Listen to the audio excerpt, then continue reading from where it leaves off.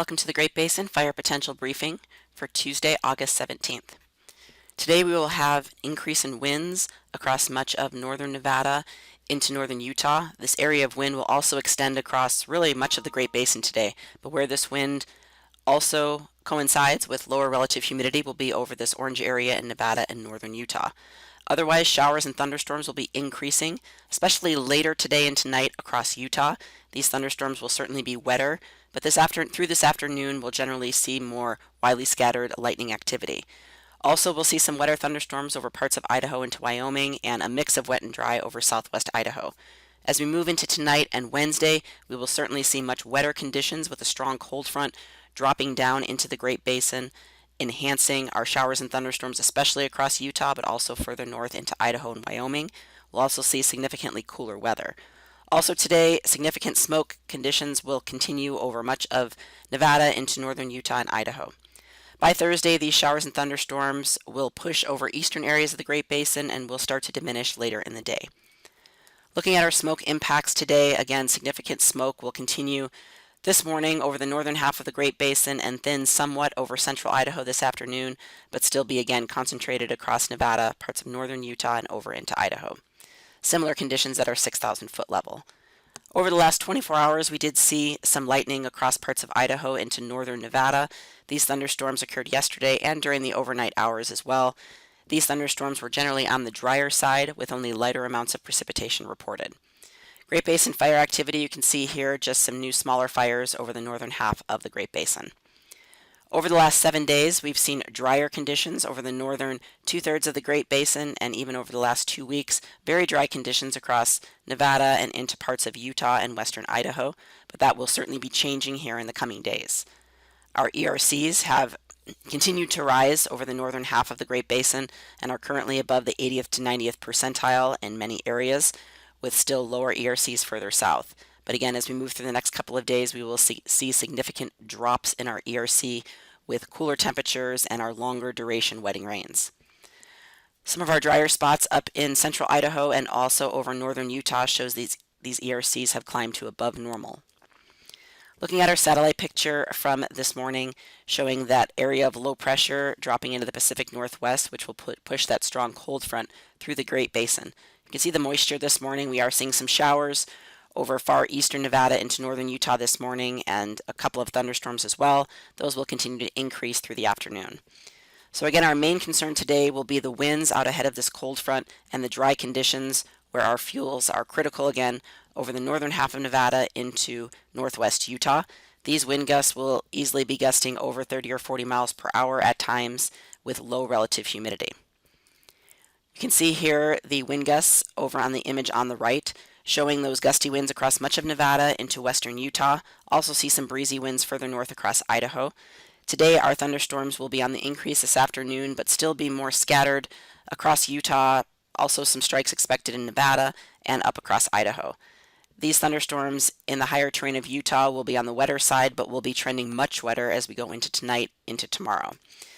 So again, looking at those gusty winds as they couple with our dry conditions over Nevada into northwest Utah, showing single-digit to low-teen relative humidity, where those wind gusts will be in the 30s to over 40 miles per hour. As we go into Wednesday, that cold front and low-pressure system drops into the Great Basin, bringing a significant decrease in temperature, but also better chances of wetting rains and more widespread long-duration wetting rains for areas of Utah especially, but also parts of eastern Idaho into Wyoming. So we can see on our significant fire potential, we see a significant drop in our fire potential. We will still see those drier conditions on the west side of the Great Basin, however. Looking at our winds and thunderstorms on Wednesday, again, more of a significant increase in moisture and thunderstorm and rainfall coverage over the eastern half of the Great Basin. These rainfall amounts could easily be above a ½ inch or over an inch, and there certainly could be some flash flooding concerns across parts of Utah where these higher rainfall amounts will occur. Winds on Wednesday will still be strong over the southern areas of the Great Basin, but some of these areas will be seeing some rainfall. We'll see a significant increase in relative humidity in those areas as well. So again, looking at our relative humidity where our stronger winds are, you can see those relative humidities remain above about 25 or 30%. Drier conditions will remain in Nevada, but we will see a decrease in winds. Looking at our temperatures over the next couple of days, as that strong cold front drops south, we will see a significant drop in temperatures from today to tomorrow in areas of Nevada, southern Idaho, and Utah, where we're seeing highs in the low to mid 90s today. Those highs will drop into the low to mid 70s. So we will see a 15 to 20 degree drop in temperature over the next 24 hours. Also up into Idaho, we will see highs only reaching the 60s. As we move into Thursday, this trough of low pressure and cold front will shift to the east. We'll still see some morning showers and thunderstorms across Utah, but likely see drier conditions moving in, but still cooler temperatures, and again, plenty of moisture expected over the next 2 days.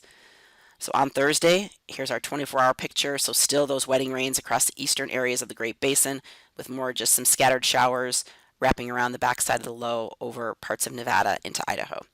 Winds will remain breezy, but again, much higher humidity and cooler temperatures. So our 3-day forecast amount of precipitation, obviously the heaviest areas of wetting rains will occur across Utah, also up into parts of Wyoming and Idaho. These areas certainly could see above a ½ inch of rainfall, and these wetter areas of Utah into Wyoming could see over 1 to 2 inches of rainfall. So again, significant concerns for flash flooding, especially on our current incidents and recent burn areas. Those will be most prone to those flash flooding areas. Again, this rainfall will be long duration, wetting rains over the next couple of days. As we move into Friday, we will see drier conditions across Nevada and Utah, but another cold front will be dropping into northern areas of the Great Basin for Friday into the weekend. So we will see more areas of showers, thunderstorms, and wetting rains across Idaho, Wyoming, and also into parts of northern Utah. So significant fire potential will remain lower, especially across the eastern half of the Great Basin. But again, those drier conditions will still continue over western areas of the Great Basin, and we could see another increase in winds going towards the weekend with that cold front. Sunday, generally drier conditions across the Great Basin as that cold front sweeps to the east. And as we move into Monday, we'll continue with those drier, kind of breezy conditions with gradually warming temperatures. 7-day total amounts of precip, not much different than the 3-day. Much of this precipitation is falling in the next few days over the eastern half of the Great Basin. But this weekend, again, we will have additional rainfall dropping into Idaho, Wyoming, and northern Utah. The 8 to 14-day outlook taking us from August 14th through the 30th, or 24th through the 30th rather, so the end of the month, showing warm and dry conditions across the Great Basin. That concludes our webcast for today. Check back tomorrow for the latest updates.